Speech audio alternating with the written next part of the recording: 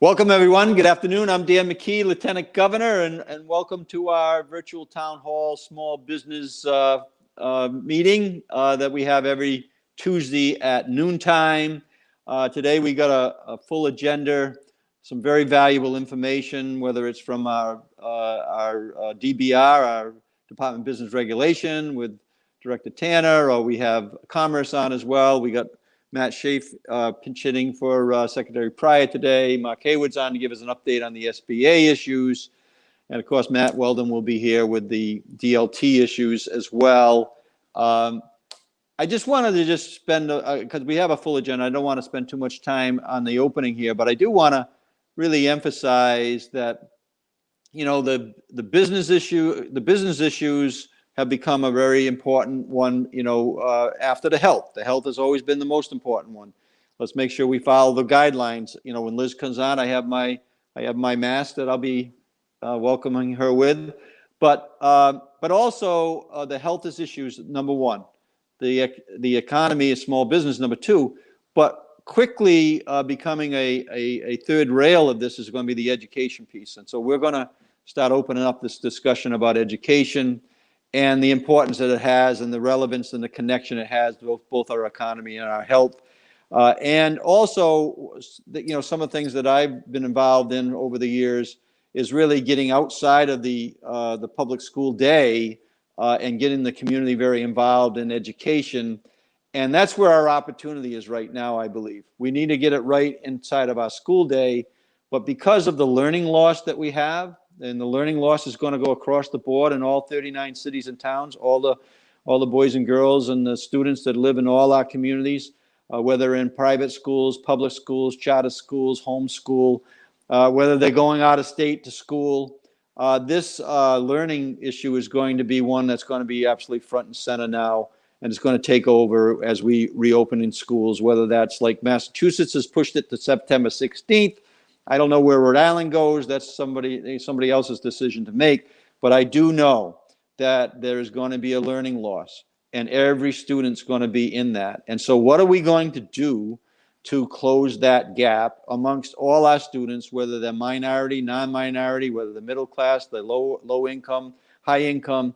They're all going to be sharing in this, and it's going to impact our long-term economy, and it's going to impact our long-term health, because we know that the better the education is, the higher on average our incomes are. The higher the incomes, the less impacted we are by a pandemic like today.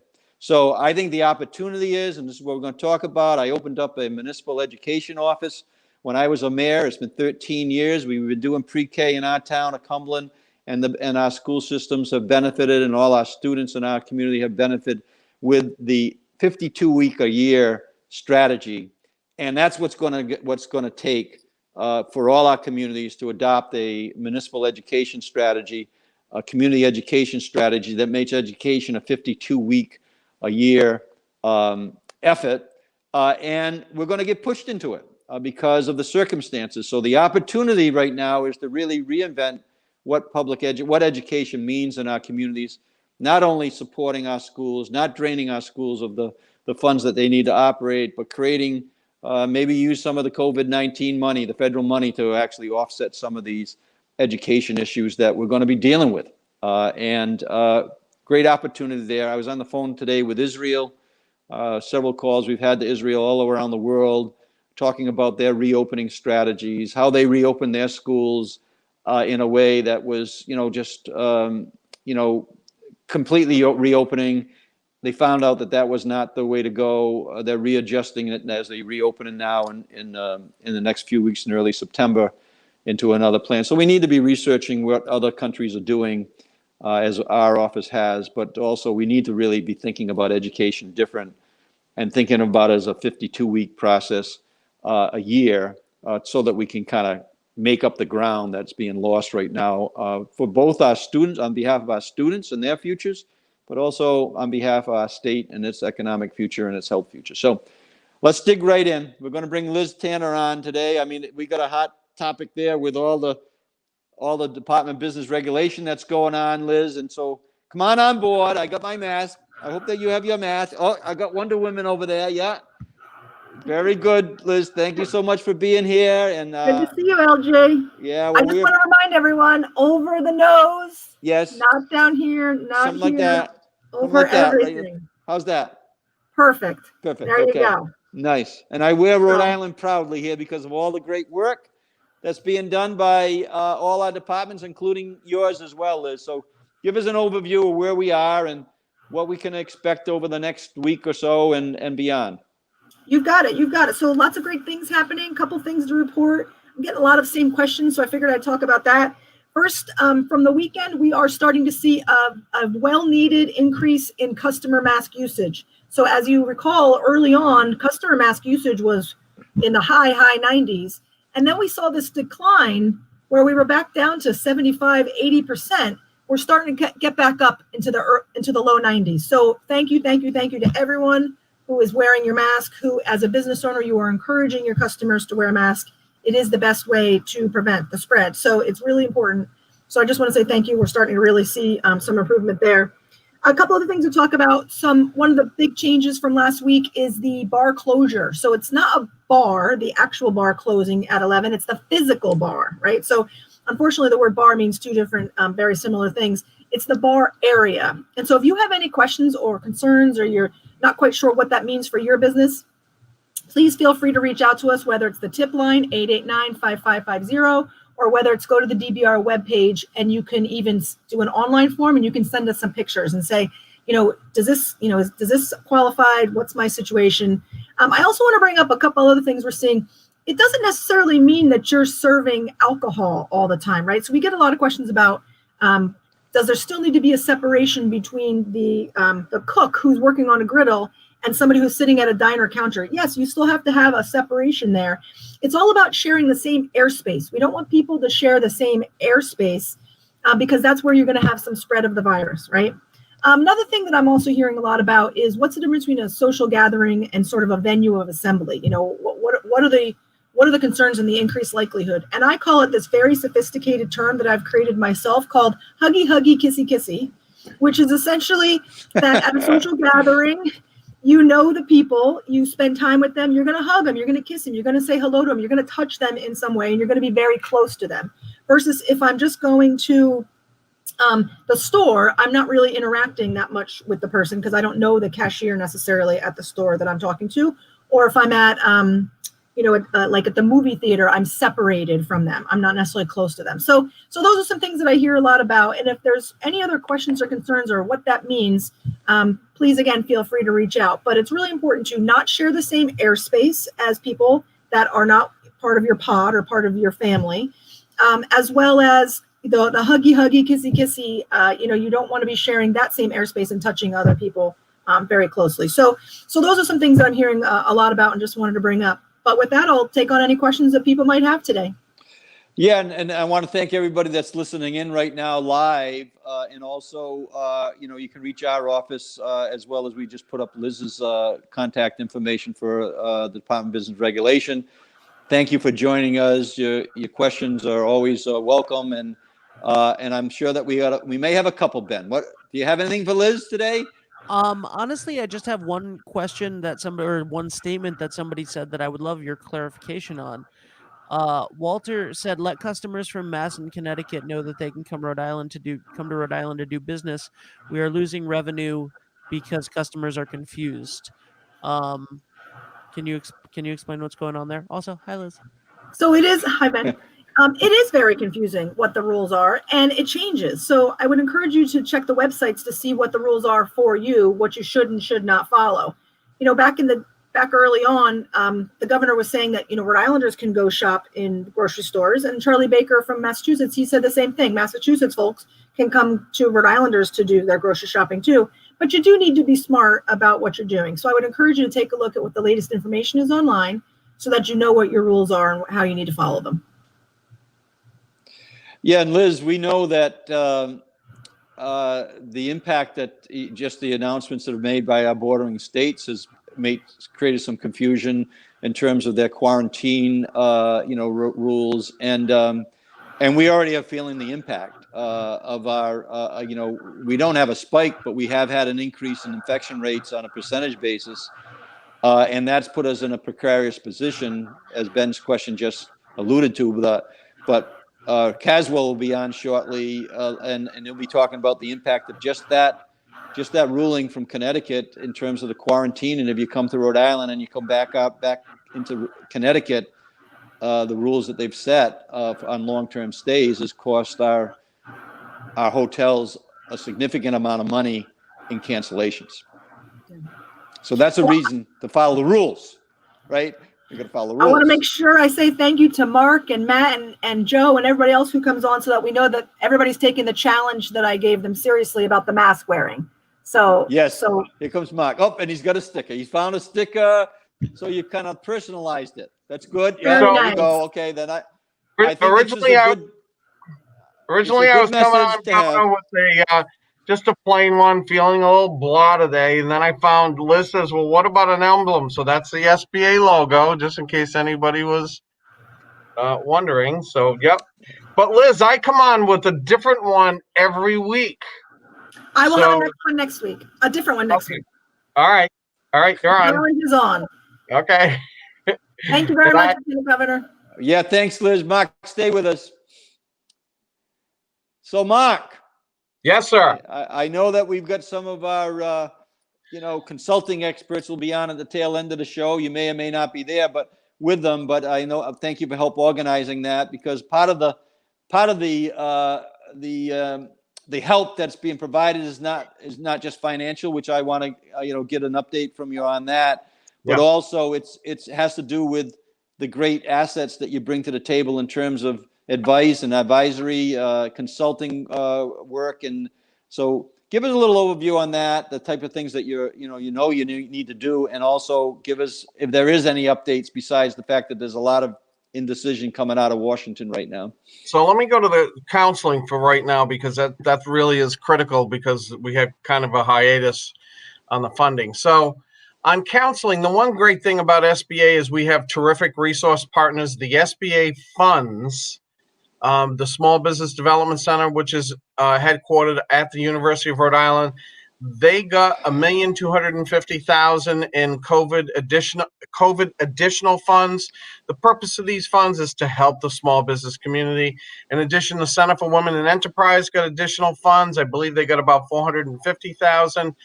SCORE did not. SCORE is a volunteer organization. It used to be called the Service Corps of Retired Executives, but most of the executives that are involved with SCORE are volunteers, and they all have their own businesses. Many of them have not retired, and they just continue to go give their time and their talent and their treasure to help other people get through these very difficult situations. And I will tell you that there's no other SCORE chapter around the country that's better than the one that we have right here. We also have the Veterans Business Outreach Center. A couple of things, Governor. We're really fortunate because the headquarters of the Veterans Business Outreach Center is here in Rhode Island, but it covers the entire New England, and they have devoted a lot of their resources to helping veteran small businesses. So, businesses don't fail to plan. They don't plan to fail. They fail to plan. And what this is all about is providing that technical assistance free of charge. Very important, free of charge, because it's your taxpayer dollars, to help you get and maneuver along this very unusual road that COVID has thrown at us. So I'm happy to be on, Governor. As you know, I will be here as long as I can. I do have a couple of other things. They keep moving it back. So right now it's at 1:15, and it looks like it may be moved back to 1 or maybe after, so I may be okay. So on the other side, unfortunately, yesterday morning, I started my day with somebody here in the state saying, what do I do? I found out that somebody hit my credit.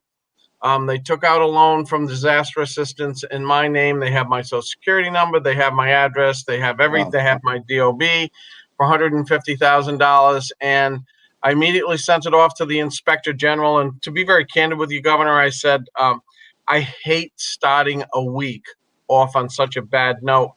And the Inspector General got back to me right away, and he says, Mark, we start every day like this. And it's really unfortunate, but I can't impress upon people more to look at their credit, make sure people are not dinging their credit because there's an awful lot of fraud out there, and it's both on, well, not so much now on the PPP side, but it definitely is on the idle side. Watch your credit, ladies and gentlemen, because it's really critical to your long-term survival. Well, Mark, that's good advice, and I know that I know people are watching this broadcast, and they can be contacting you. They also can be a contact, and I would advise as well they can certainly contact our office if there's some fraudulent activity. The Attorney General's office also needs to be looped in, and we'll reach out to the Attorney General to see whether they might be able to even come on next week, give us an update, which they already have a few months ago on the local fraud issues that had to do with the unemployment. But now this is really dangerous stuff to in terms of our credit rating as small business owners. I agree. And it takes a while to repair if you're not right on top of it. I actually probably should reach out to General Noronha, who I knew when he was the U.S. Attorney and I was the chairman of the Federal Executive Council, very well, because it really has become a huge issue here in the state of Rhode Island and across the country, and just telling people they need to be cautious about that. To transition to PPP now. Yeah. Saturday was the last day. I know a number of people came on and they asked us about getting loans at the last minute. Unfortunately, there were not a lot of lenders, Governor, that was still out there doing loans aggressively. So I got a big one through. I will tell you that. I got a very big one through at the last minute, and I certainly appreciate the lender and everybody who worked very hard to get that one done. I can't get into details as to who it was, but it has a significant impact on the state of Rhode Island. Trust me. And we got a couple of small ones through, and I realized that people contacted me late on Friday afternoon.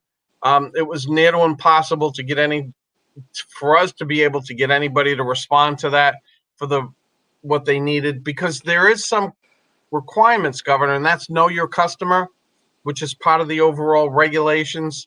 So they needed to know who they were and how they got to where they are. And, and so some of them fell through the loop, but I'm hoping that as the Senate, the White House, and the House begin to work out some of the issues around the HEALS Act, that we'll have something and we'll be able to move forward. I know that 190 billion was scheduled to be appropriated to PPP.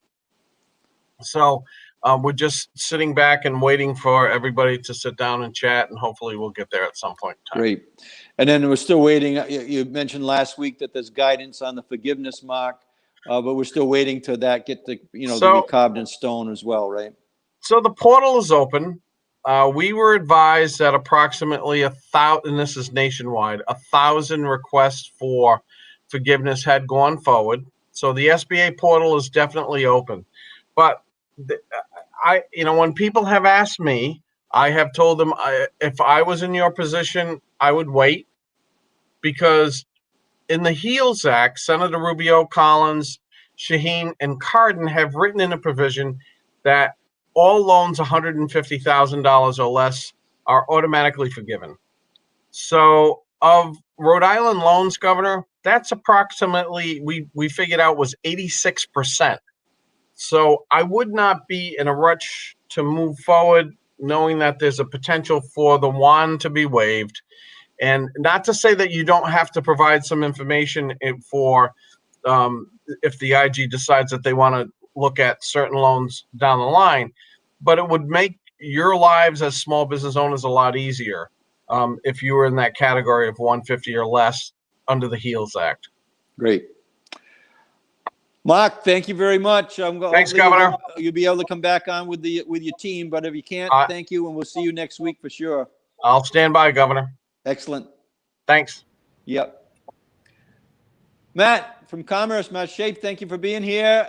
We had the secretary on last week, and we were just opening up just on the second day or so of opening up, because you got to the 1,500, right? The 1,500 pre-applications. Give us an idea for people who are waiting on answers from those pre-apps. Tell us where that is, and then tell us when the next round is going to open up, because we got to get that 50 million out. Thank you, Governor, for having me on. You're right. We have just over 1,500 applicants are on to part 2 of the 2-part application process, meaning they made it through the part 1 pre-qualification and are on to part 2. We did notice over the weekend that there are a couple hundred applicants who haven't even opened part 2 yet. So we are going through and making phone calls today. And just a note for folks, if you feel like you haven't gotten your link to the second part of the application, just a reminder, it's coming from CRF. So we've been encouraging folks to search their inbox for the term CRF. Maybe they missed it thinking it was coming from Commerce. We also noticed, Governor, that there's a number of emails that bounced back, meaning that applicants might have typed their email address in wrong. So we're making phone calls to them as well. So number one tip for folks, there is plenty of resources left. So make sure you take your time going through the application process so we can get that process through you quickly. Yeah, and then when are you going to reopen the, has that decision been made, Matt? We don't have the pre-application. We don't have the exact day yet, but it will be later this week. We are doing a number of, if you don't mind, I want to give a plug, a number of open Zoom office hours. Our partners are doing a lot of technical assistance this week for that round 1 applicants that might need a little extra help getting through the process. So we want to get as many people through part 2 of the application this week in the next couple of days before we open up round 2 later this week.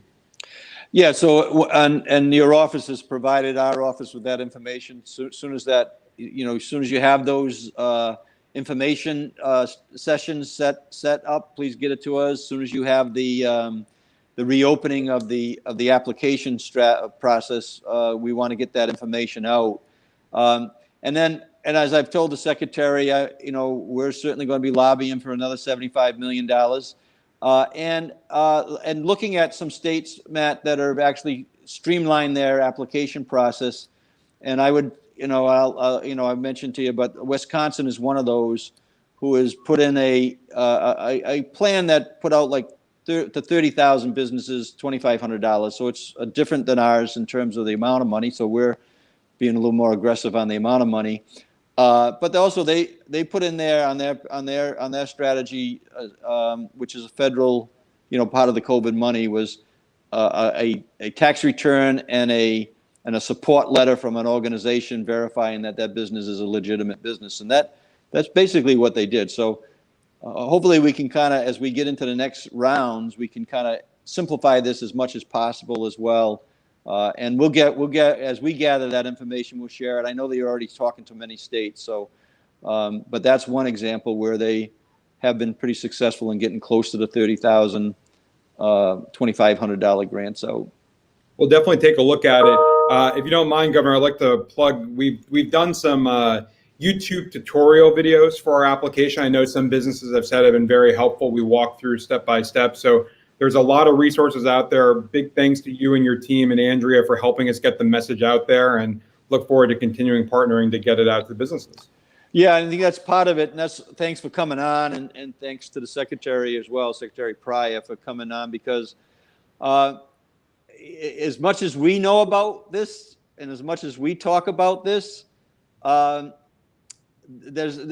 we haven't penetrated the entire small business market, and also we know that some areas are not eligible in this first round, right? There are, we're hearing from child care centers. I'm hearing that they're not as involved. We're hearing from some sole proprietors. We're hearing some farms and that type of thing. So that's the other. Is there any thought about, even in this first 50 million, re-identifying who may qualify and who may not qualify for the grants? Well, as we've mentioned, we wanted to target first and foremost those small businesses that were hit the hardest by the pandemic, those who, through no fault of their own, were shut down by the government, basically, no fault of their own. And we also looked at what industries had resources elsewhere. And I know I sent to a couple people that emailed us. For example, the governor has money from the CARES Act for child care facilities, up to $150,000 for a single site, or $50,000 for a single site, up to $150,000 for multiple sites. So Always happy to continue the conversation. I know we committed to continuing that conversation with you all on eligibility. But also, if folks have a question on additional resources, would love to be a partner with you all to make sure that businesses are tapping into all the funds that are out there for them so that they can not only keep open, but thrive. Yeah, thanks, Matt. And we'll certainly stay in touch, and hopefully yourself or the secretary could be back next week and give us an update. As the more information we get out, the more people who will be aware that the program's alive, and then you're working them through your office to make sure that the money gets into their account so they can pay their bills. That's the goal here, and to stay in business. It's very important, right? Ben, do we have any questions of Matt at all? We sure do, Matt. We sure do. So, okay, my first question is, okay. Sorry, it was sent from Shay, so I have to find it. I am a commercial printer, and my business is down over 30%, but not over 50%. In order to qualify for the Restore Rhode Island grant, you need to have business that is classified as being severely impacted by COVID-19 revenue if you're down between 30 and 50%. Commercial printing, NASIC code is 323 and is not classified as severely impacted. Commercial printing has been severely impacted by COVID-19. In conversations I've had with industry peers, there is not a printer who is back to full employment. My question is, how can commercial printers get included in the category? Also, time is of the essence, and I cannot submit an application based on the current requirements. So it's a good question. I have an email from Chase, so I'm going to follow up with that. But they are right. For those businesses that were fortunate enough to be able to stay open during the pandemic, we're not saying that they weren't affected. We're not saying that they didn't have a loss of customer base, but they were allowed to stay open. And so there is a higher, in the current requirements, a higher threshold of revenue loss that they have to hit. Printing and manufacturing is one of those. So we're saying the lower threshold of 30% is for businesses that had to be shut down completely. Restaurants, hair salons, barber shops, no fault of their own, had to close. So I hear it. I'm going to call the gentleman after this and talk to him, and we'll definitely keep it in mind as we move forward. Yep. So Senator DePalma, I believe Senator, I hope I didn't get that wrong. 2 questions. Why are child care centers ineligible for grants? We have several people asking that question. They were also closed for 3 months. And why are sole proprietors excluded? So it's a good question on child care centers, that they, in this pot of money under commerce, are ineligible because the governor has a separate program exclusively for child care providers. As I mentioned, up to $50,000 for one site, $150,000 for multiple sites. I'm happy to send over the link for that. It's more money than we're able to provide, but there is a separate pot of money exclusively for them. Also in sole proprietors, I know Stefan talked with you, Governor, on this. We are saying we did make a slight change to sole proprietors, as long as they have at least one additional employee in addition to the owner, that they will be eligible for our program. Happy to send more information on that. Jennifer Ortiz wants to know, if you were denied in the first round, can you apply again? I'd have to look at the specific case, and so for example, Governor, on Friday, we got a list from CRF of folks who were denied for a number of reasons. And there was quite a few people who were denied because when they went through the application, they actually listed the wrong state of their business. You wouldn't believe how many people clicked South Dakota because that is next on the Rhode Island dropdown. So the system automatically denied them. And I spent my Friday night, I called all of them and saying, I don't think you're in South Dakota. I just want to verify because you're putting Thayer Street. So we were able to fix those. So I would want to look at the individual case, and hopefully it wasn't something like maybe they listed the wrong code or the wrong state. So happy to follow up with Jennifer afterwards. Rebecca Green says, Matt, how about seasonal businesses that are open year round? Employees in January are only 1 or 2. We do want to talk to seasonal businesses because there is a way for them to be eligible. And so we have a separate email address created, and we've asked seasonal businesses to email us. I'll share it with you, Ben, but I think it's seasonalbusiness@commerceri.com. I just need to refresh my memory, but it's like that, and ask them to get in touch with our team. Okay, if you send that to me later, I'll put it up on screen. Awesome. Yes. So, and I just want to say that Rhode Island Commerce is in the comments replying to people as well. Oh, great. So Walter, your question, they sent you the email address. And anybody else who has specific questions about their cases, send a message, send an email to ltgov20@gmail.com. Shay will follow up. She'll send it to Matt, just like she has for all of the DLT cases in SBA. And yeah, so there are other questions, but most of them are about the things that we've already covered. When do we find out if we get a grant? So we have been saying it will take, it could take up to 30 days to get the money in your pocket. The most important thing I'll say from talking with CRF and looking at applications is to have your documents together in one sitting so you can send them in and upload them at once. We are finding there are a lot of people who might not be uploading documents, or where they're supposed to upload their driver's license, maybe they uploaded their tax return. And so the easier you can get all the documents uploaded at once, the faster we can process. And I'll say, Governor, we want to get to yes, we want to get this money out. We want to work. We have staffed up at Commerce. Folks who normally don't even answer or do other things in the hotline, we have gotten all of our staff on this. It's such a priority. So we want to get to yes. So if folks are having trouble, email us, call us, and we want to get to yes with you. Yeah, and Matt, the only want to point out that is the email address right there for seasonal businesses. Like I said, we're going to continue to, ask for the 75 million additional, and then open it up to the amount of businesses that can qualify. I just would want to make the point that if there are certain levels of restrictions that have been put in place, including 1,500, and then I don't know whether you plan on another 1,500 at the next time around, but we can't measure the demand if we're not opening it up to virtually every small business that has been impacted by the virus. So hopefully we're going to be able to put that in. We'll share with you as we get information of streamlining it down, because the easier the process is, the faster the money goes out, Matt, and less burden that your office will have, right, in terms of processing and identifying. So there may be other in the next rounds, or even during this 50 million, and hopefully we're able to convince the governor that another 75 million is warranted to keep these businesses alive. But right now, our focus, like you said, they've got 50 million. Let's get the applications in, and let's get the money out. And anything that we can do, Matt, to make that happen, we certainly want to accommodate that, including having you back, or having the secretary back on Tuesday to give us updates. Appreciate it, Governor. Thank you for having me on. Yep. Thanks for your time.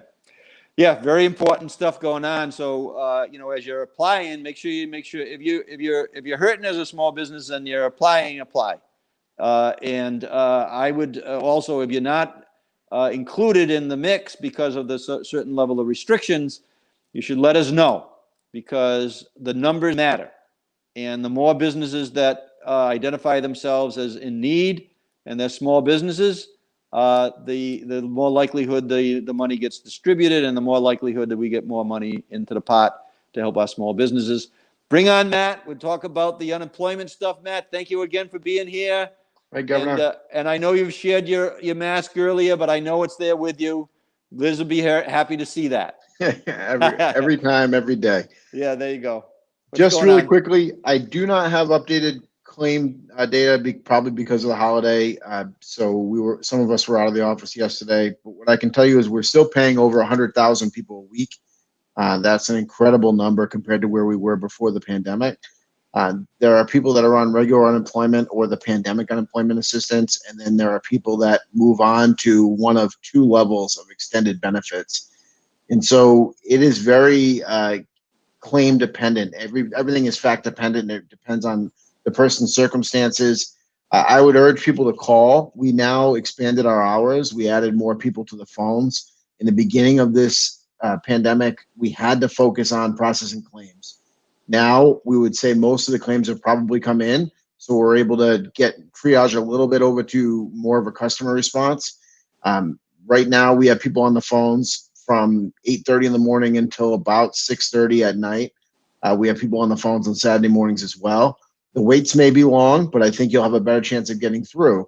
In the event that you get a busy signal or a signal that says, please try again, please do try again, because it is an old system that we're replacing. It can only let so many people into the wait at a time. They come and go simultaneously. So as soon as something happens, the next one gets let in. So I would keep trying. That way you can get right to someone that at DLT. This is not a hotline.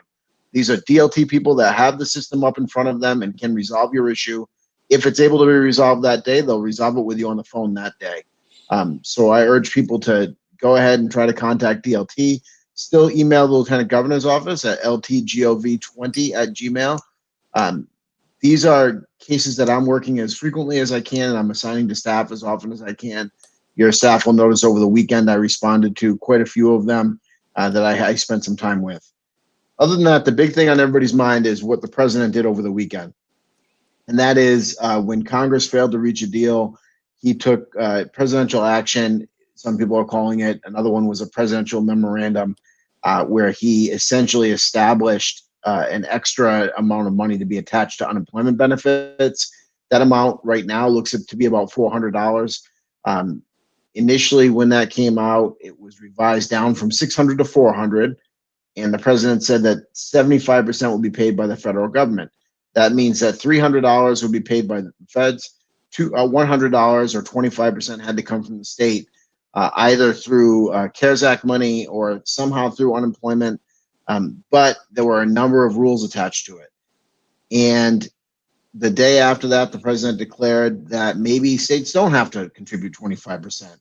And maybe they could just tell FEMA when they apply, because this is FEMA money, that would be a hardship and that the state trust funds can't handle it or state coffers don't have the money.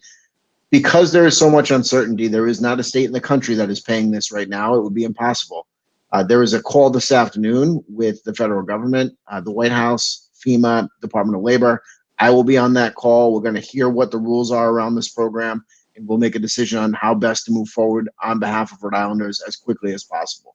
Right now, that number that just flashes our hotline number. Actually, Ben, I'd like you to put up the DLT call center number if you don't mind. And what I'll do, Governor, is when I finish, I'll get that number to Ben and he can flash that up.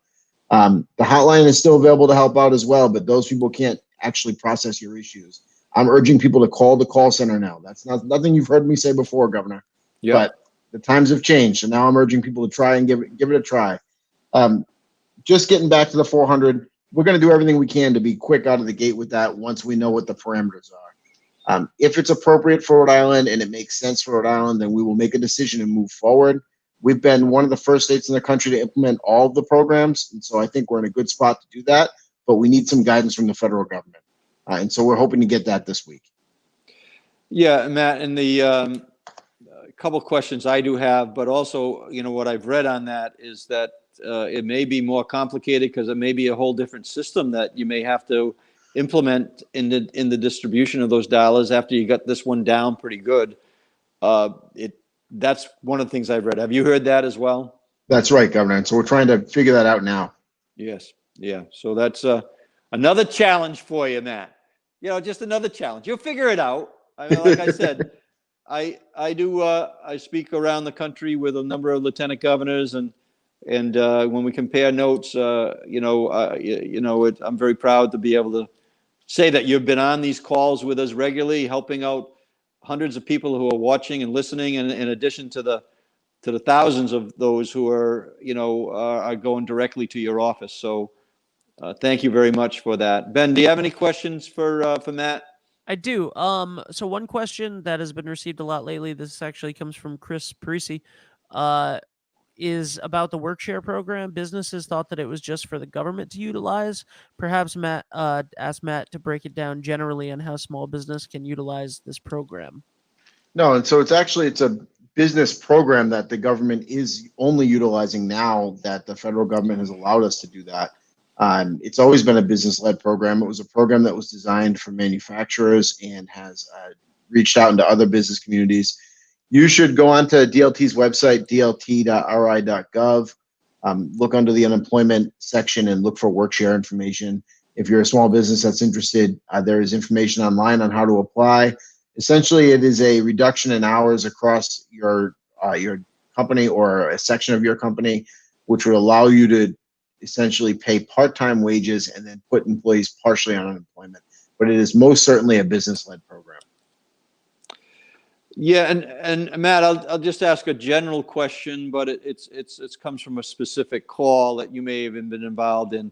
But say there's a workforce that that is not employed during the summer, but they're employed in the school year, but they're not sure that they're getting back to work and they haven't been laid off. How long do they wait before they might qualify for some unemployment? School employees, Governor? Yeah, these are bus drivers. Yeah. Who are part of the local, some communities just do their own busing, right? So, Right. But if they're not called back, what do they do? So it breaks down a couple of ways. One way is if the employee has a letter of assurance, so they are going to go back in the fall. We call it a reasonable assurance letter. That's what the term is in the statute. Then essentially they're on what is a customary break in the summertime. And there's not usually work for, let's say, the entire workforce in the summer. So they give a letter and say, you're coming back in September. That means they cannot collect unemployment because that's a customary break. It's part of their annual schedule. However, a number of people do pick up work in the summer. So what we're telling people, and with this situation, I've emailed with a couple of people, if you actually lost work over the summer, meaning you had a contract to work for weeks that that were not fulfilled, you were going to work for a summer rec program that was not run because of the COVID situation, then you may qualify for unemployment. If you didn't lose work, like you thought maybe you were going to work or you were going to try to pick up some shifts, then you probably won't qualify for unemployment. You had to have had the work to lose, just like any other unemployment situation. You had to have work. The work is now gone. You may qualify. Even if you have a letter to go back in the fall, there was a period, and one example I can give you is some districts run programs for the first month of the summer. So people would be able to collect for that time, but when that program would have ended, you can no longer collect until you go back to school. And then if they don't go back in the fall, Governor, then they could collect because that's a customary time they should have been working. So that's how I would think about it. If you should have been working and you're not, you may be able to collect. If you weren't scheduled to work, then you won't be able to collect. Yeah. Yeah, and what complicates it is the extraordinary nature that we're working with, right? And that uncertainty. So, like I mentioned at the top of the program, Massachusetts is not going to schedule open its schools up and now September 16th. Rhode Island's still shooting at the August 31st, but we don't know what that's going to look like, and we don't know whether transportation is going to be part of it if they end up going virtual. I mean, they're kind of caught between a rock and a hard place right now because of the extraordinary circumstances. So I think keeping a close look on this for people who kind of fall through the cracks like that is going to be very important. I think you're absolutely right. And we want to do what we can to get people paid. Yes. And we'll keep a close look on that. We'll stay in contact with that group and other groups that are going to be impacted because there's going to be false starts to the opening of the economy. There's going to be, as we're just experiencing now, and because of what happens with our infection rates, and they're all interrelated here. And so it's not an easy puzzle to solve, and you're at it. So we want to thank you for that, and we'll keep on giving you more pieces of the puzzle, see whether you can make them fit. But the more we do, the better we are in terms of serving the people that we're here to serve, Matt. So thank you so much. Thank you. Okay, we're doing pretty good here, working our way through a busy agenda, but some very valuable information. Let's see if we have any of our coalition members here, and I see Laurie here, and Chris, thank you for being here. And you got the mask. That's good. I don't know whether Caswell has a mask, but maybe he does. I don't know. He's been telling people down on Westerly to wear a mask. I know that because I've been down there. But I got the mask there too. Got the Rhode Island thing going on, and Westerly is somewhere in this Rhode Island map, right, Kaz? I appreciate that. Yeah, my mask has bow ties, but it's in the other room. Okay, well, Well, I thought I would start with you first, and then we'll get into Chris and Lori, and then we have these business groups coming on, and we may extend past the hour because of the length of the show, but we're doing pretty good here. Kaz, tell us a little bit of what's happening, especially share the story about because of the change in the other states and, relative to their visiting here or quarantining when they visit Rhode Island and they head back to their states. You shared with me one story that is pretty alarming. One of our hotels, last week, once the order from Connecticut and Massachusetts and surrounding states that said, you can only come to Rhode Island for 24 hours took effect, obviously the hotel industry took a hit in Rhode Island. In fact, one hotel that's down here in Mesquamaket, the guy texted me, the manager, and he said, we just lost $200,000 worth of reservations. That's one hotel. So it's really has a devastating effect. Now, it's a roller coaster ride. So about 15 minutes ago, I was told that the governor of Connecticut just rescinded that order, and now Connecticut people can come to Rhode Island and not have to quarantine. So, it's like it changes from day to day. You can't keep up with it. But so we've been dealing with that, and that's why we started our Rhode Island staycation initiative here. To hey, our joke is that everybody from your neck of the woods, Lieutenant Dan, has to pack a suitcase to come to Westerly. So our thing is get packing, and have a staycation in Westerly and come down to Mesquamaket Beach. No planes, no luggage, no hassle. All you need is a room. But that's our campaign that we started, and it's been getting a lot of traction on Channel 6 and 10 News and through our social media. So it's been fun. Yeah, and I think that's an important creative strategy that, our small businesses and our coalition of small businesses trying to support. That's why I wanted you to come on and just give an overview and also join in this discussion that we're going to have with Lori and Chris now about next steps for our coalition. But, by way of introduction, again, if you lose hotel revenue, that's going to impact your budget as a town council. As a member of the town council down in Westerly, that's going to have an impact on your local budget. Yeah, if you look at the hotel tax, I'm doing rough numbers, but 50% goes to the local tourism district, 25% goes to your local community. So yeah, Westerly, and then the rest of it goes upstate. So everyone loses when we lose hotel revenue. And then the other thing is, there is this trickle-down effect. Day trippers are wonderful and we need them, but the people that stay in hotels for a week, and don't forget, not just hotels, cottages, that's a huge thing. There's hundreds of cottages just in our little village here and all throughout the state. They spend money in the restaurants, the amusements, the shops, and so you really see what I was seeing is, last week, every night it was like dead. It's awful. So it's one thing to be safe and to do things the right way, but all these places are doing things the right way. They're being inspected sometimes twice a day, the restaurants and stuff being in compliance. And then all of a sudden the other governors say, well, don't go to Rhode Island. And then it's like, the streets roll up at 6 o'clock at night.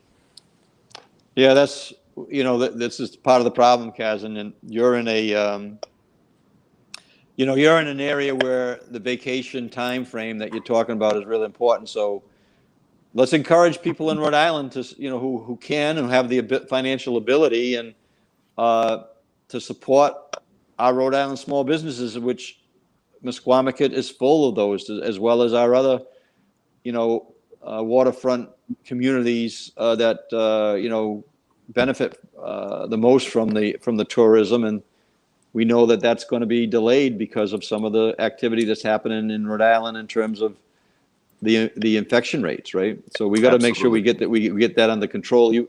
We played one of your tapes a few weeks ago on Liz liked it. Liz Tanner liked it. But Chris and Lori, let's start up the discussion here about the coalition. Chris, give us a quick overview, and then Lori, give us an update on the video that you did. We'll go to you that you had me in to talk about everything we're talking about. But Chris, give us a little update about the calls that you've been having and how people can participate and what are kind of the general goals right now, the short-term goals right now for the coalition of small businesses.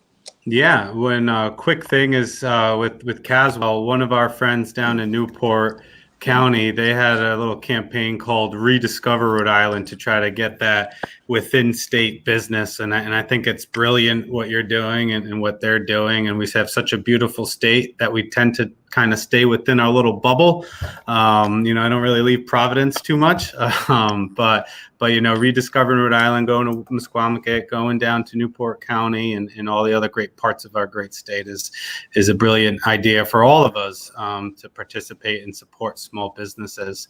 In regard to the coalition, we have a weekly call every Monday at 11 a.m. and it's a great opportunity for you to get involved with the coalition, to get updates from us, but also let us hear your thoughts, your solutions, your suggestions, so that we can continue to build a platform and advocate for your needs. One of the big things that we'll be doing, Lieutenant Governor McKee already mentioned it, is that we're going to push for an additional $75 million. And that $75 million needs to have a little less red tape on it. We need to support all of our small businesses. We need to be equitable across all communities and municipalities. And sole proprietors matter, and they matter to our economy. They matter to our state. And there's, real people behind all these businesses. It's not just, no big thing, not just a sideshow. So it's important that we take care of all of our small businesses. And it's also important that we help elevate our small businesses as well. So with the coalition, we're going to start doing a coaching session at least once a week, or start off at once a week, where we're going to take a coalition member that is an expert in their industry and coach and try to help elevate, get on the offensive instead of, just waiting for someone to help us. Well, let's try to go grab that help ourselves. So whether it's the fitness industry, restaurant industry, Lori's a certified coach, so she'll be getting involved in this as well, where we want to help the coalition in addition to our advocacy for the money and grants that we need, as well as how can we help grow your business and pivot during these very difficult times. Yeah, Lori, give us a little overview of the coalition, and also some of the things that you've been working on to kind of get the small business front and center.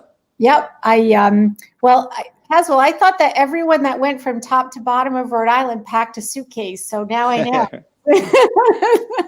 or at the very least a lunch. A lunch, right, just in case. So the coalition has done some really great work so far already.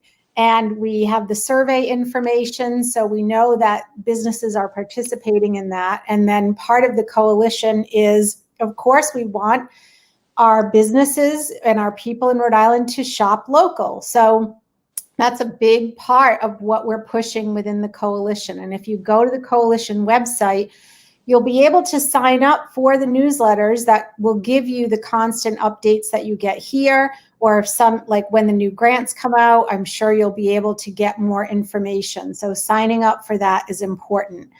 Also, when you go to the website, you'll see that there's an option for shopping local. And so we have over 700 businesses listed there at this moment, and they can update their listings at any time. So we have sent out, Visual Thrive sent out to the Shop Local group information about how have you really pivoted as a business and what is happening to businesses in Rhode Island, like the real stuff that they're going through. And we've talked to businesses that have gone from 100% hands-on face-to-face business to 90-something% virtual. We've talked to businesses that have re-engineered their machine systems and have re-operationalized the flow of people in their business. So we're doing a lot of interviews, we're talking to a lot of businesses, and we're coaching a lot of businesses on how they think about their business moving forward. What pieces have they learned within this crisis situation that they're going to take forward with them? And then how does that kind of re-engineer what they're doing in their business now to maintain cost savings?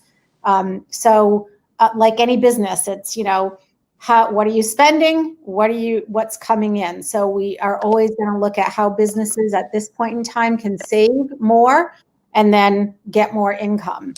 And so that's really our focus around the entire coalition, is really to look at small businesses, deal with the issues that the small business is facing, and then really advocate for those specific needs. And we're getting that information through the survey and through this type of communication. So I think that, there's a real opportunity, which, at these times, a lot of people want to just take a nap, but this is not the time to take a nap. And one of the things I hear a lot is there's an opportunity. And so we have to find those opportunities, and we have to move forward with them.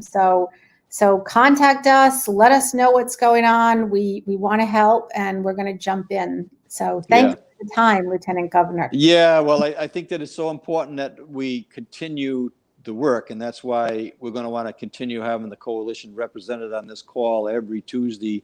This is not going away. The virus is not going away, and the circumstances that it's brought to our doorstep are not going to change dramatically. So the small businesses are going to be really at risk for a long period of time, and we need to work on it.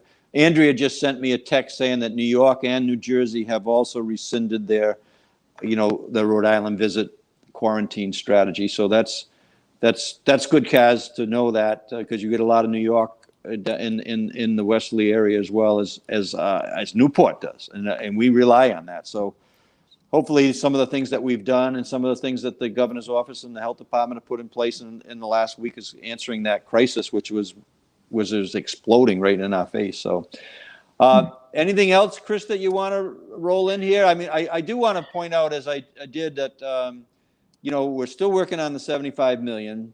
We think that that's there. We don't want to measure, and I think that it's important that the small businesses listening to this, is that we don't want to have the demand be measured based on the current $50 million application, which has several restrictions in it. So we need to make sure that we're loud and vocal for those businesses that weren't allowed in the first round. And also, I think it's important, as we do our research about what other states are doing to simplify it. I don't know if you caught that, but in Wisconsin, and we're in contact with their economic development office now, it was a lot simpler, streamlined practice. There was no done number. It was a tax return and a letter of support from a credible resource that they would list that would say that, yeah, Lori, you're in business. We know you're in business. Chris, we know you're in business. Caswell, we know you're in business as well. Or you went on and we know that you have a business, but you weren't allowed to open, Caswell, which is your circumstance.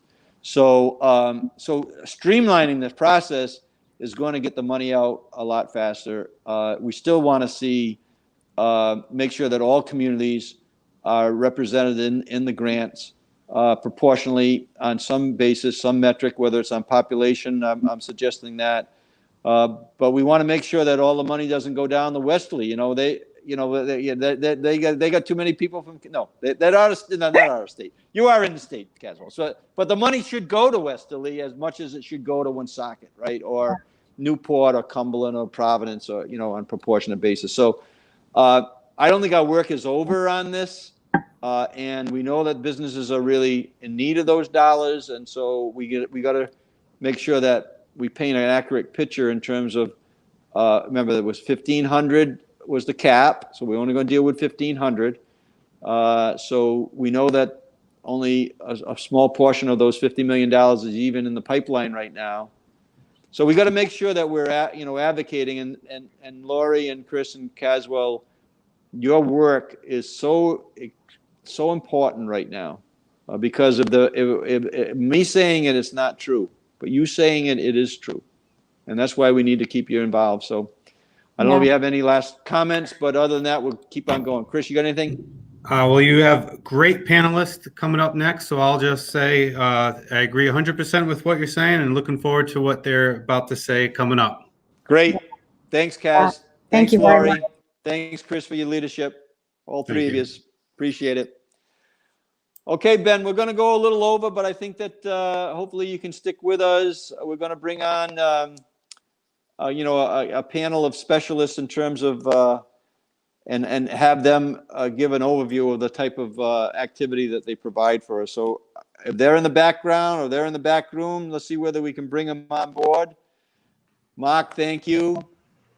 Ray with the score, thank you. Ed with your resources down there on small business. And I think we got the Women's Center here too with Veronica. And so, yes, so this is great. So that, why don't we do this? We'll start with Madeline, just give a kind of overview of who you represent, then we'll go to Veronica, we'll go to Ed, and then we'll go to Ray, and we'll finish up with Mark, and then we'll open it up to any discussion. But please share the resources, and thank you for being here. As I mentioned to Mark at the beginning of the program, it's not only the funds are really important, and cash is very important to our small businesses. That's certainly top priority, but it's also the resources that the state provides to help in counseling and providing strong professional advice. So maybe we start right there with Madeline. Can you unmute? Thank you. Sure Yes, thing. thanks.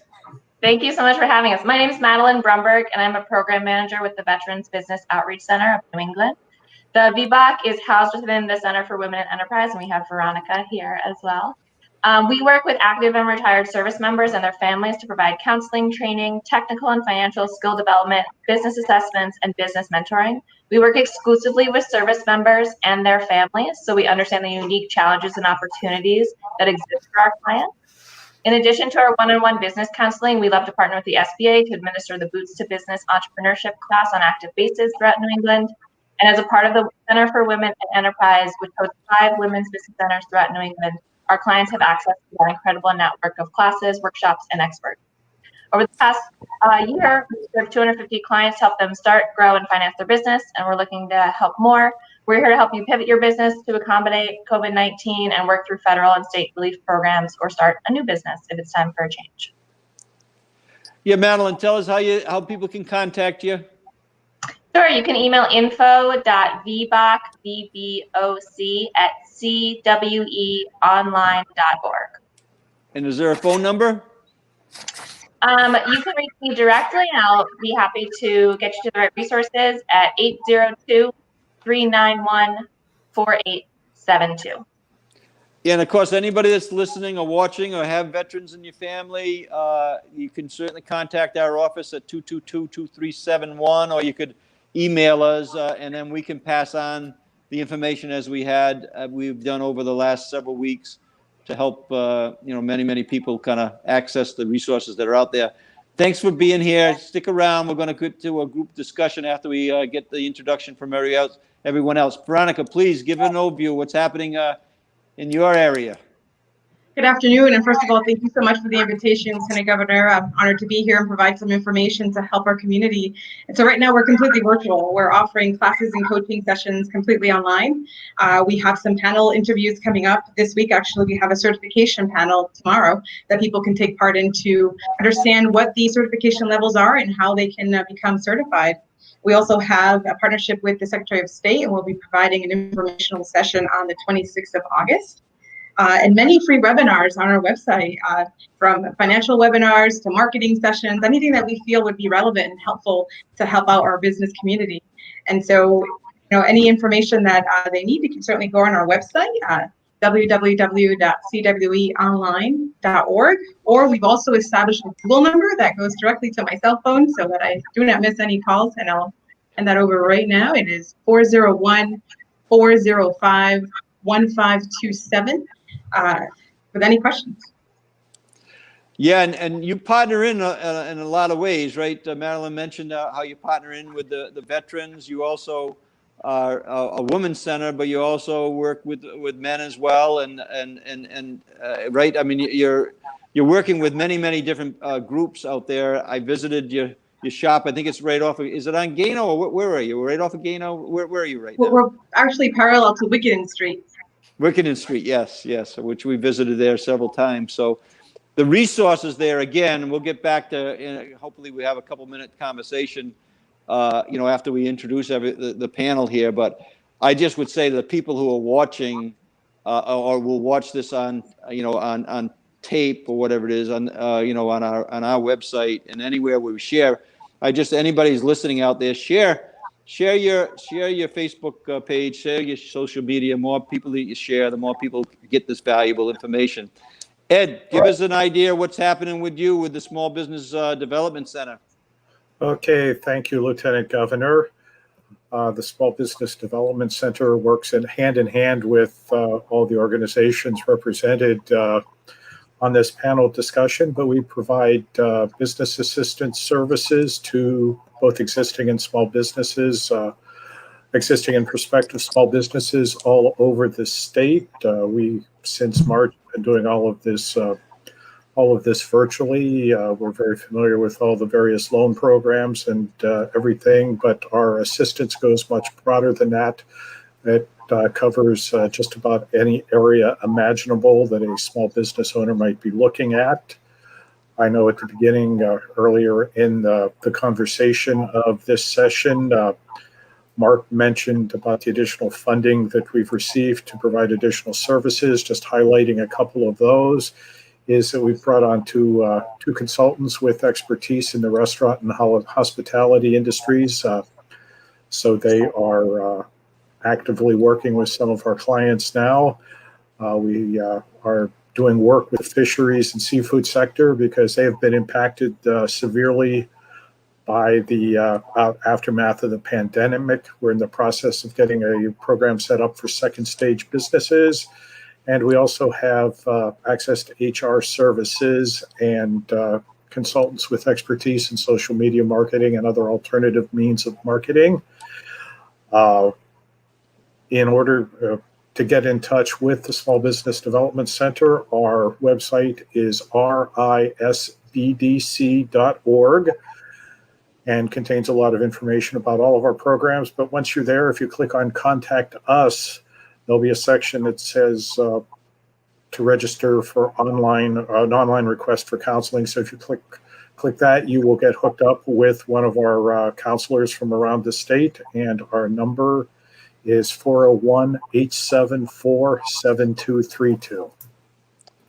Great, Ed. Thank you very much. And again, I just encourage everybody who's watching this live, if you have some questions, you certainly can put them in. You can send the questions to our IT, there you can go that as well. And then you can go to our office and we can certainly share that in with the, these great resources. And we really encourage you to take advantage of it. We're reinventing our economy. You're going to be reinventing your businesses. And besides the cash that we need to get into everybody's pocket, through either some SBA loans or some grants, or I'm still advocating for a serious, aggressive state and SBA guaranteed program, partnering with our local banks to get $1 billion out on the street over the next 18 months for our businesses who are going to need the money. But in addition to that, the services that are being provided by the panel here today are extraordinary. Encourage you to take advantage of it. Ray Gorman, co-chair of Rhode Island SCORE, please introduce yourself and tell us the type of things that you're working on and the things that you want the people to know, that the services that you can provide. Thank you, Governor. SCORE is a volunteer organization. We have about 50 members from a wide variety of backgrounds. I was thinking that actually comes up to over 1,000 years of business experience that we can draw on. We're most known for our one-on-one mentoring. We've mentored about 650 clients this year. We also do webinars, seminars, workshops. We've had about 1,500 participants in our workshops. We have a terrific website that has all kinds of resources available to you. Business plan templates, blogs, recorded webinars, and other tools that will be helpful to you. Our website is, for the national office, www.score.org. Locally, our website is ri.score.org, and that includes our local blog. One of the things that we did was one of our members put together 100 FAQs about the PPP and EIDL loans, and it's just terrifically put together FAQ for you.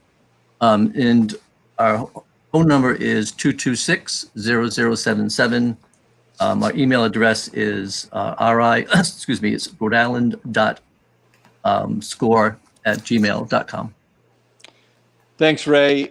encourage everybody again, please make the contact our office if you don't have the direct contact information. These are really resources you should be taking advantage of. Mark, this is kind of like your local team in a lot of ways. I know that we've been out and about over the last several years, and every one of these organizations is well represented, especially when you recognize some of our small business entrepreneurs of the year and all that type of work. They're very, very much engaged. Yep. So just give us an overview of what they mean to, someone that's working on the issues that you work with every day on the SBA, and why these organizations are important for people to connect with. Governor, you know that I've always said that small businesses don't plan to fail, they fail to plan. And here are the people right now that can help you. The agency and the Congress and the president have provided additional revenue and resources to these groups to really help small businesses manage through this difficult time.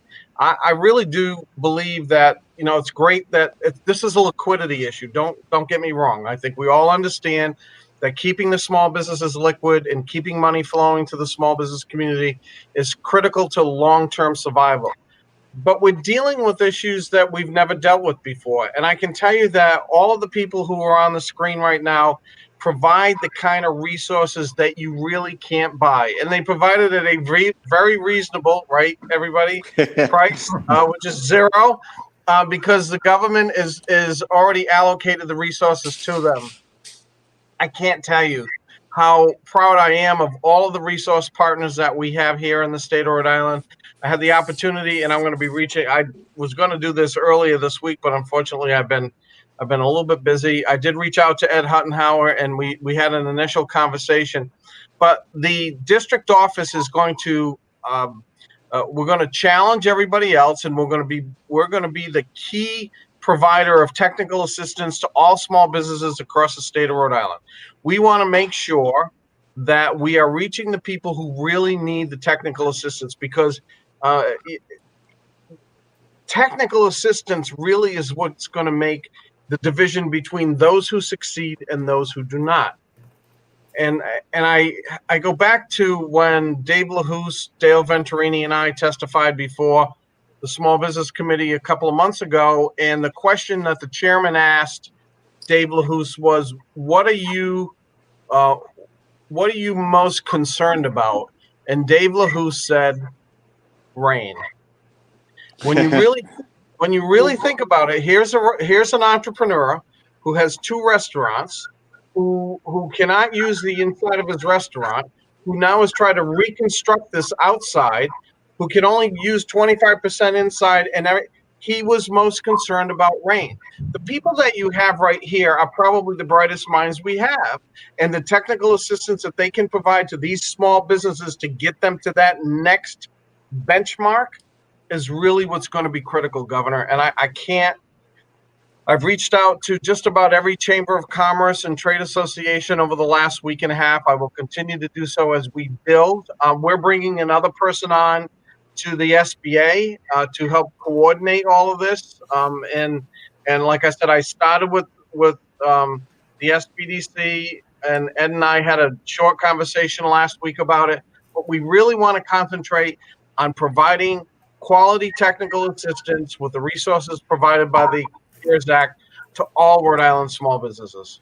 Yeah, and Mark, we're very fortunate. And our office, which we've been saying since day one, wants to be this, provide the information, what's out there, and become a kind of an information center for what is available to, as we've referred into your office, Mark, or whether it's been into DLT with Matt, and certainly want to do the same with all the organizations represented here. This was meant to kind of be like a little overview for tomorrow evening's call. I got on a community conversation where we're going to get into more detail with everyone. We did that with the nursing homes last week. We had them on a preview, and we had the largest attendance watching that show last Wednesday night. And so we expect the same to be here. We'll certainly social media out this information, and we'll get into more detail tomorrow evening with everybody who can make it. I know, Madeline, you're working, and you will get somebody hopefully that will be able to speak on, in your place. But Tomorrow night, we'll kind of go through a lot more in detail, but I appreciate everybody being here today. Give it a little preview, and then let's spread the word so we get more and more people watching, so that we get more and more people taking advantage of what Mark just said is available. So thank you, everybody, for being here today. Thanks, Governor. Thank Yeah, you, Governor. we'll see you tomorrow. Yeah, so that's very valuable information. Tomorrow night on our community conversation at 7 o'clock, we'll have all those, those great resources on, whether it's the women's center, or whether it's Mark, or the veterans issues, the SCORE, and also the development center for the business development center with Ed. So please tune in, have your questions ready, and then we can provide that information. I'll just end by the way I started this conversation today. Thanking everybody for listening, thanking you for your questions. Share the information out. The more shares we have, the more people get this valuable information that was shared with everyone today. But we have a health issue that's been the top priority. Follow the rules, follow the guidelines. The economy is being impacted dramatically. Let's support our small businesses. Let's get more 75 more million out in the grants. Let's get $1 billion in favorable loans out to the small businesses. They're going to need it over the next 18 months, 24 months. And then understand this education piece directly relates into our both our health and our economy. And there's a big learning gap that is developing, regardless of what community, what 39 communities that you lived in. It's existing, and we need to address that, and we need to start talking about not only what we're going to do in the school year, which I understand is going to most likely get delayed a few weeks, and as we try to get everything right, but we're going to live with this learning gap for some time, just like we're going to live with this virus. And we need to think about education differently, maximizing what the districts can do in all the different public schools and the private schools that serve our young families and our young kids in the state. But we got to get a broader application here, and we need to make sure that we develop a community by community strategy, supported by the state, supported by the COVID monies, which is an allowable use. That $1.25 billion, that's an allowable use. Structure a mayor's office or a municipal education office in every community in the state. I've said this a few months back before the COVID. Let's use the opportunity to educate parents, get parents even more involved. The social media allows us to do that. These virtual meetings allows us to do that. We got to think about education not just being in that space where the schools exist. And we're going to be forced to think about it differently, and that's a great opportunity. So we're going to have panels that talk about that, and we're going to share more and more ideas. If you have thoughts about education, about how you can make a community strategy that can support our schools, which they need the support right now because of the way they're going to operate in terms of some virtual learning, some physical there. This is going to be a different process, and the kids are going to need more help in the learning process. If you have an interest, call our office, 222-2371. If you are interested in sharing information, you can go to ltgov20@gmail.com. Until we meet again tomorrow evening at 7 o'clock with our business consulting panel, stay safe, and thank you for joining us today.